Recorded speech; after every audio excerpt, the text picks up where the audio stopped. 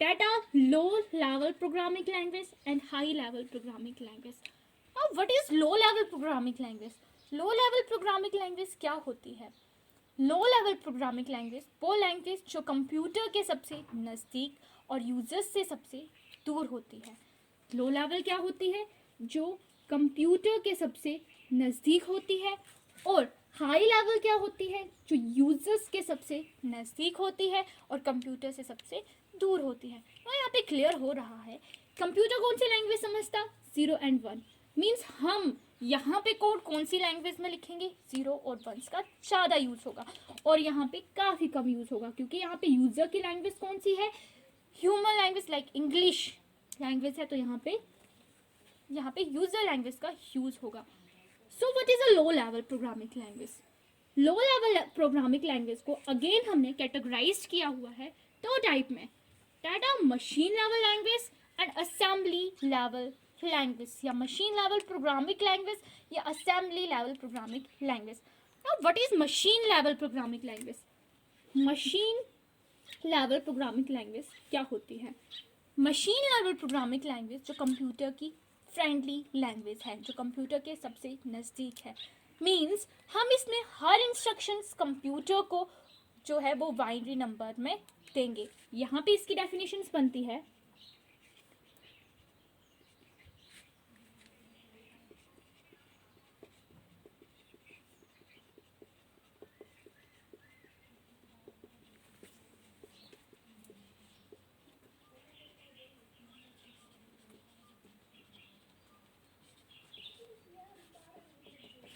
Machine level programming language में user जो है वो कंप्यूटर को इंस्ट्रक्शन जो है वो मशीन लेवल लैंग्वेज में देगा. मींस वो एक प्रोग्राम जो है वो मशीन लेवल लैंग्वेज में लिखेगा.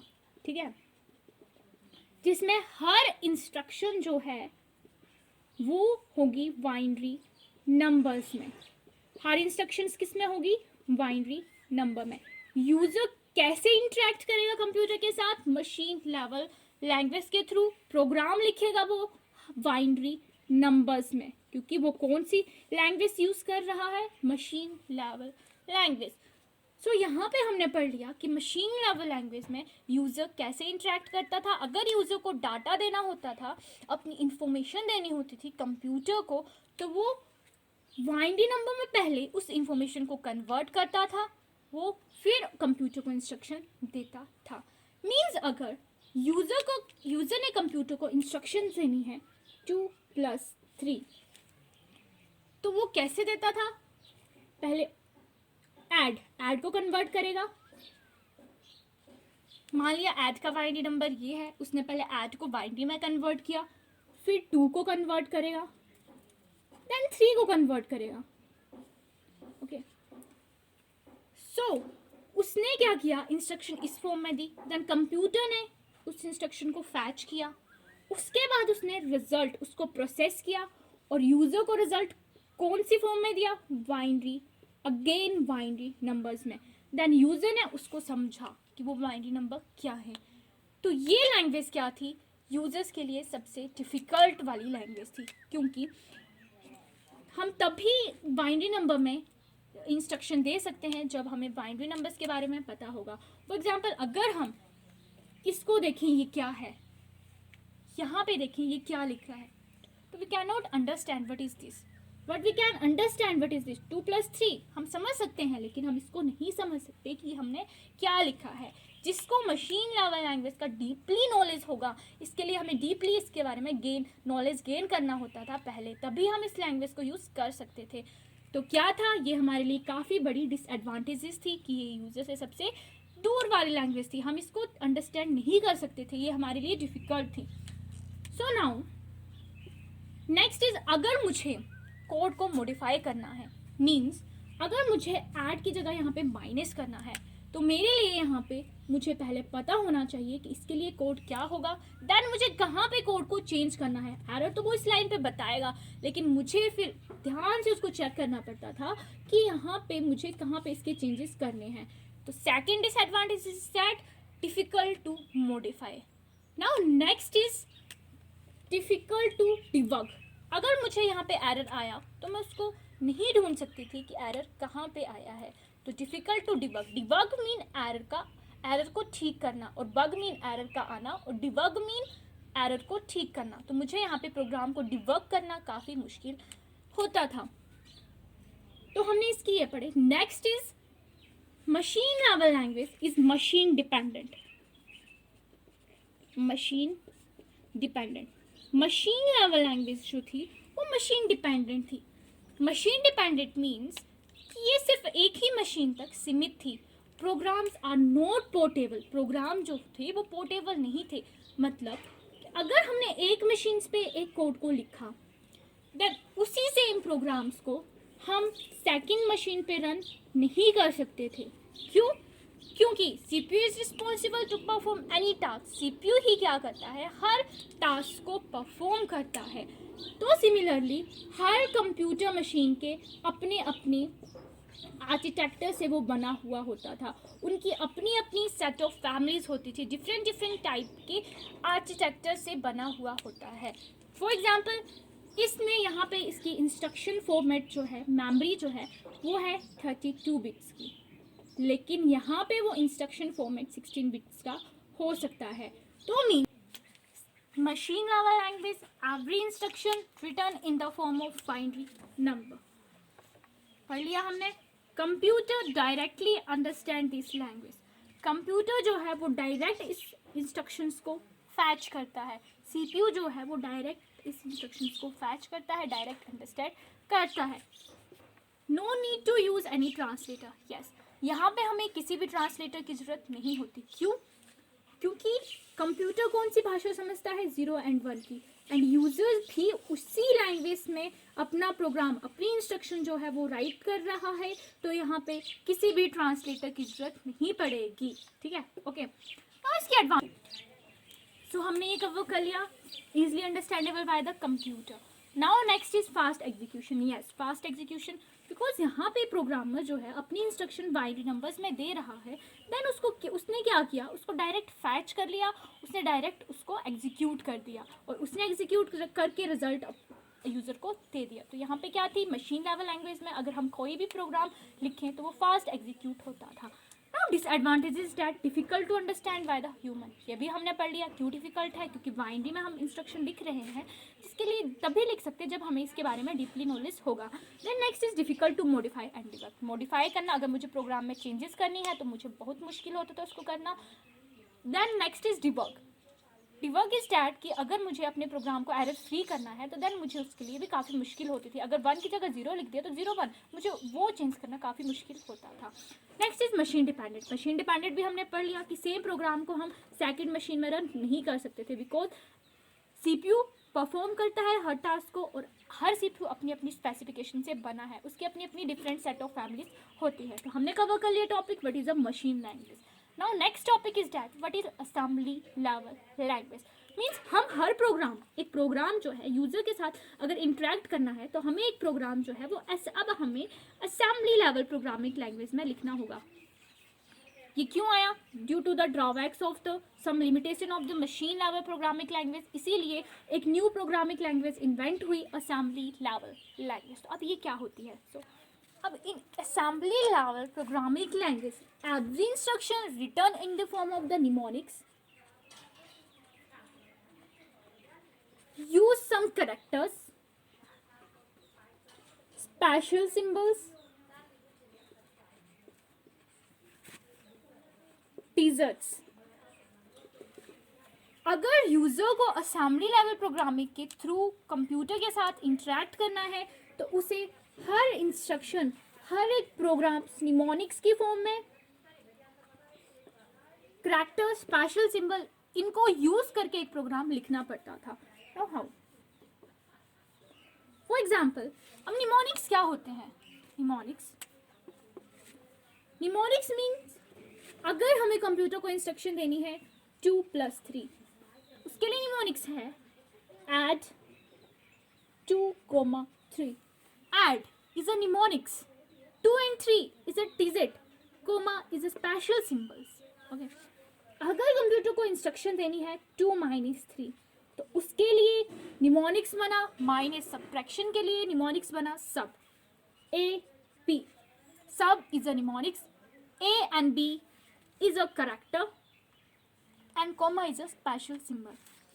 अगर उसे मल्टीप्लाई करना है तो उसके लिए निमोनिक्स बना मल. अगर उसे डिवाइड करना है तो उसके लिए निमोनिक बना डिव. मीन्स हमारी जो प्रोग्रामिंग कोडिंग है वो काफ़ी इजी होगी, अंडरस्टैंडेबल बाय द ह्यूमन. मैं इसको आसानी से समझ सकती हूँ कि ये मैंने क्या लिखा है as compare to machine level programming language. Machine level programming language में अगर मुझे एडिशन करनी होती थी 2 नंबर्स की तो मुझे पहले ऐड का कोड लिखना पड़ता था, देन 2 का, देन 1 का. तो ये मेरे लिए काफ़ी मुश्किल थी अंडरस्टैंड करना. लेकिन यहाँ पे जब मैंने असेंबली लेवल प्रोग्रामिंग लैंग्वेज में एक कोड को लिखा तो मेरे लिए अंडरस्टैंड करना काफ़ी ईजी है. बट यहाँ पे एक problem I. CPU computer understand only one language and that language is 0 and 1.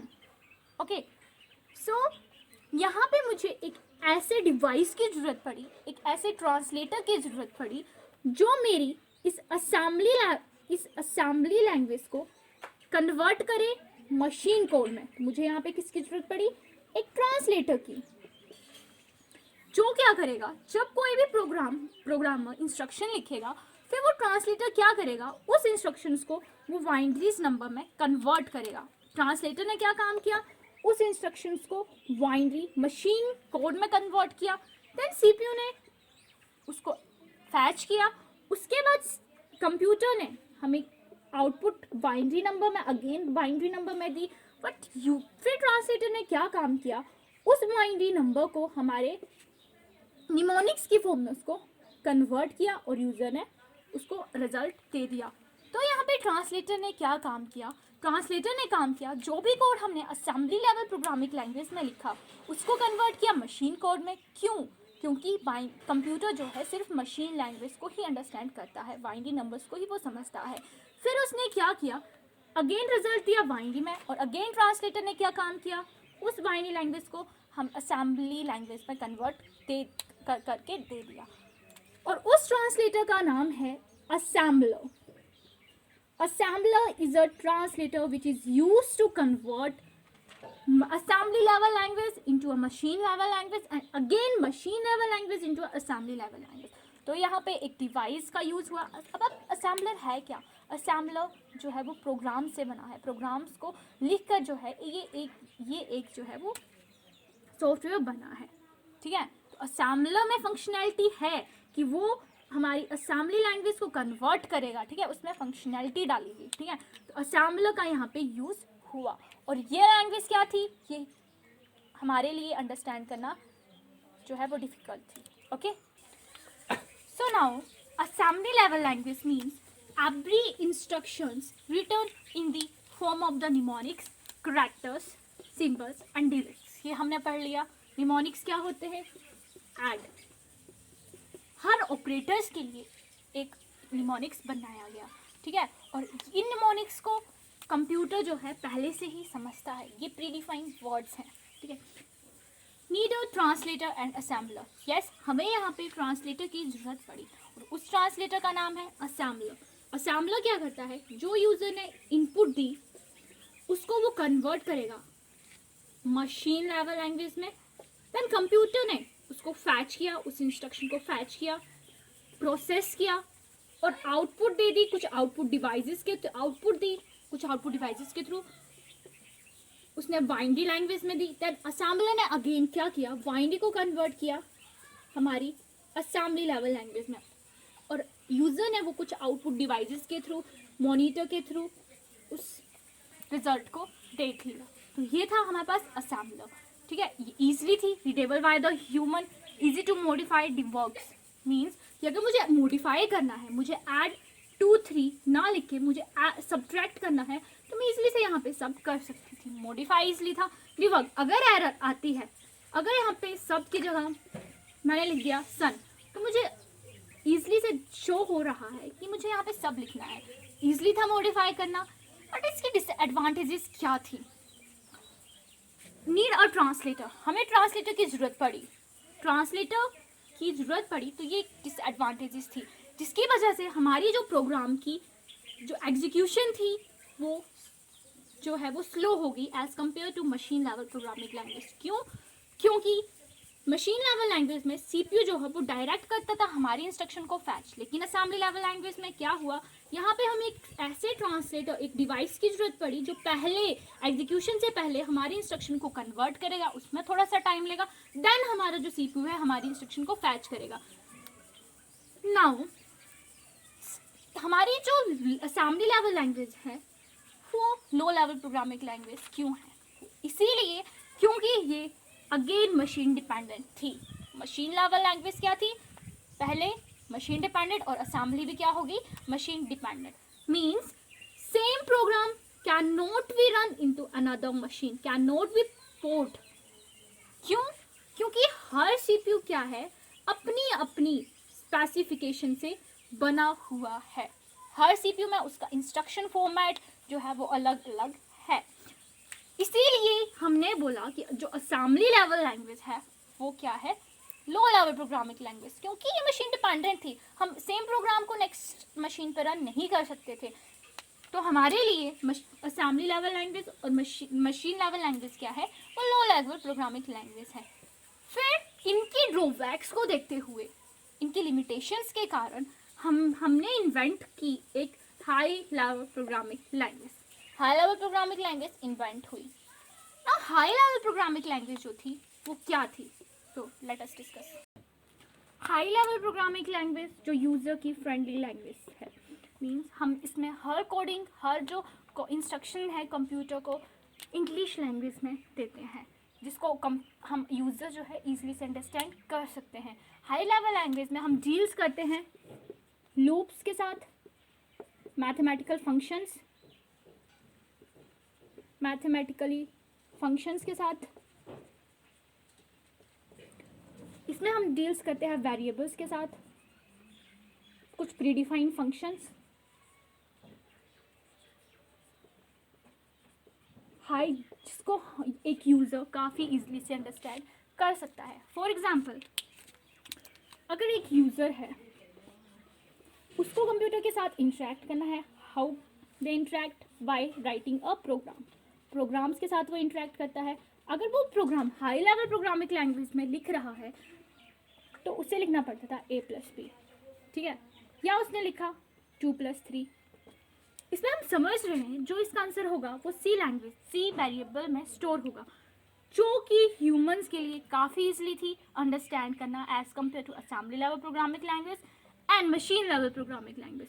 Now computer यहाँ पे अगेन डायरेक्ट इसको फैच नहीं करेगा, क्योंकि ये हमने यूज़र लैंग्वेज में, अपनी लैंग्वेज में इसको लिखा, लेकिन computer understand only binary language. So यहाँ पे अगेन हमें एक ऐसे ट्रांसलेटर की ज़रूरत पड़ेगी जो कि हमारी प्रोग्राम्स को कन्वर्ट करे बाइनरी में, देन बाइनरी में उसने कन्वर्ट किया, सीपीयू ने इसको फैच किया, ट्रांसलेटर जिसने कन्वर्ट किया हमारी लैंग्वेज को बाइनरी में, फिर सीपीयू ने इसको फैच किया, इस इंस्ट्रक्शन को फैच किया, देन उसने रिजल्ट दिया अगेन बाइनरी में। फिर अगेन ट्रांसलेटर ने क्या काम किया, उसको हमारी ह्यूमन लैंग्वेज में उसको रिजल्ट दे दिया, फॉर एग्जाम्पल यहाँ, और यूज़र ने उसको ले लिया। तो यहाँ पे हमें अगेन ट्रांसलेटर की ज़रूरत पड़ी। और हाई लेवल लैंग्वेज में जो ट्रांसलेटर यूज़ होते हैं उनका नाम है compiler and interpreter.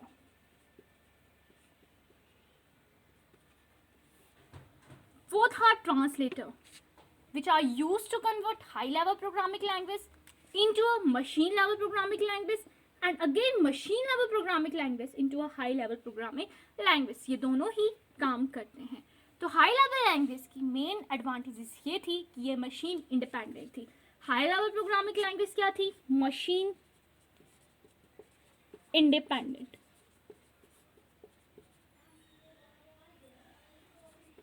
Machine independent. Same program we can run into another machine में वो रन हो जाता था। Okay, high level programming language की मेन एडवांटेजेस थी। हम कोई भी प्रोग्राम बनाते हैं, कोई भी सॉफ्टवेयर बनाते हैं, हम हाई लेवल प्रोग्रामिंग लैंग्वेज को यूज़ करके बनाते हैं। प्रोग्राम्स का यूज़ क्यों करते हैं? ताकि हम सॉफ्टवेयर बना सके, कंप्यूटर के साथ इंटरेक्ट कर सके। तो मेनली टुडे वी यूज़, आजकल हम हाई लेवल प्रोग्रामिंग लैंग्वेज को यूज़ करके कोई भी सॉफ्टवेयर बनाते हैं। अंडरस्टैंड? ना हाई लेवल प्रोग्रामिंग लैंग्वेज, इसके एग्जाम्पल्स हम ले सकते हैं। हम यूज़ करते हैं C++, जावा, पाइथन, रूबी, कोबोल, फोर्ट्रेन, ये एक्सेट्रा एंड सो ऑन। ये हमारे पास कुछ हाई लेवल प्रोग्रामिंग लैंग्वेजेस है। इन लैंग्वेजेस के थ्रू हम कंप्यूटर के साथ इंटरेक्ट करते हैं, हम अपने प्रोग्राम्स को लिखते हैं, देन एक सॉफ्टवेयर बनाते हैं। ठीक है, अपनी जो है अपनी रिक्वायरमेंट्स को पूरी करते हैं, अपनी नीड्स को पूरी करते हैं इन प्रोग्राम्स के थ्रू। नाउ यहाँ पे हमने पढ़ा कि कंपाइलर और इंटरप्रेटर दो ट्रांसलेटर हैं जो कि क्या कन्वर्ट करते हैं हाई लेवल को मशीन लेवल में, एंड मशीन लेवल को अगेन हाई लेवल में। तो दोनों तो एक साथ यूज नहीं हो सकते। तो यहाँ पे जो कंपाइलर है वो कहाँ पे यूज होता? हमारे C++ और C में। लेकिन जो इंटरप्रेटर है वो होता जावा, पाइथन, रूबी, कोबोल, फोर्ट्रेन, इन लैंग्वेजेस में यूज होता। अब इनमें डिफरेंस क्या है? कंपाइलर में हम क्या करते हैं, अगर हमने कोई भी प्रोग्राम लिखा हाई लेवल प्रोग्रामिंग लैंग्वेज में, तो कंपाइलर क्या करेगा? पूरे प्रोग्राम को स्कैन करेगा। देन उसके बाद अगर यहाँ पे एरर आता है तो वो हमें एक साथ जो है एरर लिस्ट शो कर देगा। ठीक है, कंपाइलर ने क्या किया? It scan a whole program at a once time. अगर यहाँ पे कोई एरर आया तो इसने हमें एरर लिस्ट शो कर दी। देन हमने एरर ठीक किए, फिर उसके बाद इसने क्या किया? ऑब्जेक्ट कोड में, मींस बाइनरी लैंग्वेज में हमारी पूरे प्रोग्राम्स को कन्वर्ट कर दिया। ओके, कंपाइलर का काम क्या होता? जो हमारी लैंग्वेज को, हाई लेवल लैंग्वेज को मशीन में कन्वर्ट करता है। लेकिन ये कैसे कन्वर्ट करता है? पहले हमने जो प्रोग्राम लिखा उस प्रोग्राम को पूरे को स्कैन करेगा, देन अगर उसमें एरर नहीं आता तो उसको वो ऑब्जेक्ट कोड में जो है कन्वर्ट कर देगा। सोर्स कोड होता है जो हमने लिखा अपनी लैंग्वेज में। ऑब्जेक्ट कोड मीन जो कन्वर्ट करके मशीन लेवल लैंग्वेज में कन्वर्ट हुआ, मशीन कोड में कन्वर्ट हुआ, उसको हम बोलते हैं ऑब्जेक्ट कोड। तो कंपाइलर ने क्या किया?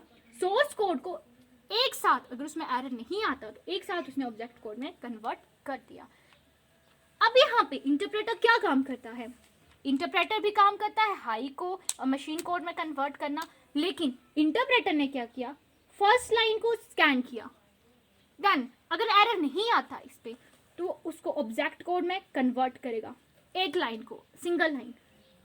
नेक्स्ट सेकेंड लाइन पे पहुंचा इंटरप्रेटर, इसको स्कैन किया, अगर एरर आता है, if there is any error, तो ये क्या करेगा? हमें एरर लिस्ट शो करेगा। ओके, एक लाइन की एरर लिस्ट शो की, फिर हमने उसको डिबग किया, करेक्ट किया, फिर डिबग होने के बाद वो मशीन लेवल लैंग्वेज में कन्वर्ट हुआ, मशीन कोड में कन्वर्ट हुआ, मींस ऑब्जेक्ट कोड पे कन्वर्ट हुआ। Then interpreter again second line पे गया, एरर नहीं आया तो उसने अगेन ऑब्जेक्ट कोड में कन्वर्ट किया। तो इंटरप्रेटर ने क्या किया? लाइन बाय लाइन प्रोग्राम को एग्जीक्यूट किया। लाइन बाय लाइन प्रोग्राम्स को जो है, एक लाइन को, एक सोर्स कोड को, ऑब्जेक्ट कोड में लाइन बाय लाइन उसको एग्जीक्यूट किया। तो यहाँ पे फर्क क्या है? ये पूरे स्कैन कर रहा है होल प्रोग्राम को, and it scan entire program at a once time, but interpreter scan one by one line. Okay, now अब यहाँ पे नेक्स्ट आता है कि कंपाइलर जो है उसकी एग्जीक्यूशन फास्ट है। एग्जीक्यूशन फास्ट है क्यों? क्योंकि ये एंटायर होल प्रोग्राम को एक साथ जो है वो ऑब्जेक्ट कोड में कन्वर्ट कर रहा है, लेकिन इसकी जो एग्जीक्यूशन है as compare to a compiler slow है। ठीक है, क्योंकि लाइन बाय लाइन कर रहा है अपने काम को। ओके, तो हमने पढ़ लिया कि हाई लेवल प्रोग्रामिंग लैंग्वेज क्या होती है। नाउ जो हमारे पास यहाँ पे मेन क्वेश्चन पुट आउट होता है कि जो हमारे पास सी लैंग्वेज है वो हाई लेवल लैंग्वेज हम उसको नहीं कंसीडर करते, उसको हम कंसीडर करते हैं middle level programming language. Middle level programming language. क्यों? क्योंकि सी में फंक्शनैलिटी होती बोथ लो लेवल प्रोग्रामिंग लैंग्वेज की और हाई लेवल प्रोग्रामिंग लैंग्वेज की, ठीक है। ये दोनों के कॉम्बिनेशन से ये लैंग्वेज इन्वेंट हुई है। तो सी क्या है? C is a middle level programming language, okay, ठीक है। सी ना ही हाई है ना ही लो है। तो ये हमने पढ़ लिया कि हमारे पास कंप्यूटर प्रोग्रामिंग लैंग्वेज क्या होती है। उसके टाइप्स हमने पढ़े, 2 टाइप्स के होते हैं, low level and high level. Then हमने पढ़ा कि लो लेवल क्या होती है, मशीन एंड असेंबली। असेंबली इसीलिए लो है क्योंकि ये मशीन डिपेंडेंट है। पोर्ट हम इस इन मशीन लेवल लैंग्वेज के प्रोग्राम्स को हम पोर्ट नहीं कर सकते और असेंबली के भी हम नहीं कर सकते, लेकिन हाई जो है उसके प्रोग्राम्स को हम पोर्ट कर सकते हैं। और ये यूज़र की काफ़ी फ्रेंडली लैंग्वेज है क्योंकि इसमें हम loops, mathematic inductions, variables, predefined functions का यूज़ करते हैं। और ये हमारे लिए अंडरस्टैंड करना, इसको समझना काफ़ी ईजी है, जिसके अंडर आती है C plus plus, COBOL, Java, Fortran. Fortran means formula translator, COBOL mean common business oriented language जो बिजनेस के पर्पस के लिए इन्वेंट की गई थी। Fortran mean formula translator. कभी कभी हमसे फुल फॉर्म पूछ सकते हैं। Fortran stand for formula, for stand for formula and tran stand for translator. COBOL common business oriented purpose language, ठीक है। कॉमन मतलब नाम से ही पता चल रहा है बिजनेस के पर्पस के लिए, बिजनेस के पर्पस के लिए इसको इन्वेंट किया गया था, ठीक है। Ruby one of the most popular programming language, similarly Python, Java. C++ is a basic programming language and C is also a basic programming language. अगर हमें कोई भी प्रोग्रामिंग लैंग्वेज सीखनी है तो हमें C++ पहले सीखनी पड़ती थी। कंसेप्ट जो है हमें बिल्डअप करने पड़ते थे इन लैंग्वेज को सीख कर। C is a C++ is an object-oriented programming language, and C is a structures programming language. So that's it.